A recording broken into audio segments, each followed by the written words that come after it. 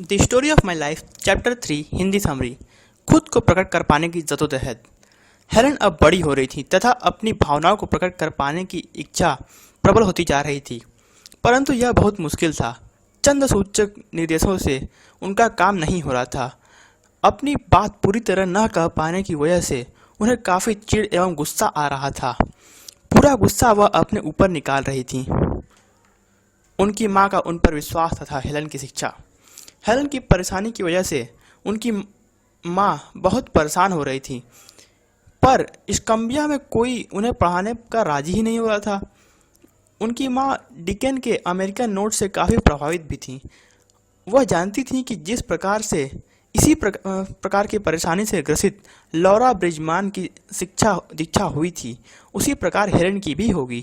Doctor हुई, जिन्होंने Helen की काफ़ी मदद की थी, अब वह नहीं रहे, तो उनके पिता ने पता लगाया कि बैल्टीमोर में कोई डॉक्टर है जो इस तरह के इलाज कर चुके हैं तथा उन्होंने वहां जाने का विचार किया।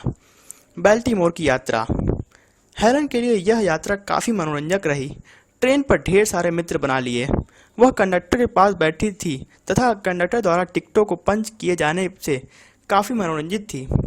उनकी चाची ने उनके लिए तौलिए द्वारा एक ठीक ठाक गुड़िया बनाई, पर उसमें कोई नाक, आँख, कान, मुंह कुछ था ही नहीं। इस वजह से हेलन काफ़ी परेशान हो गई। परेशान होकर हेलन ने चाची की टोपी में से 2 मोतियों को नोच डाला और उन मोतियों को गुड़िया की आँख पर रख के उन्हें चाची द्वारा सिलने के लिए कहा। डॉक्टर ग्राहम बेल से मुलाकात।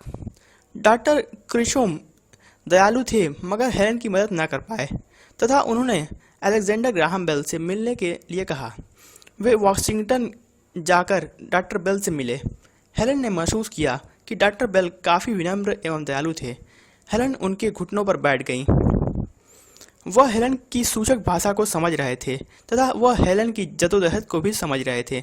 उस वक्त हेलन को कोई अंदाजा नहीं था कि ये मुलाकात उनकी ज़िंदगी में खुशियों को ला देगा।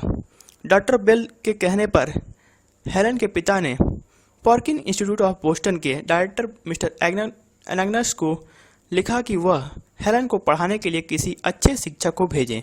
मिस सलीवान इस कार्य के लिए नियुक्त हुई। उनके कार्य की तुलना हेलन अंधेरे में प्रकाश से करती है। Please like and subscribe.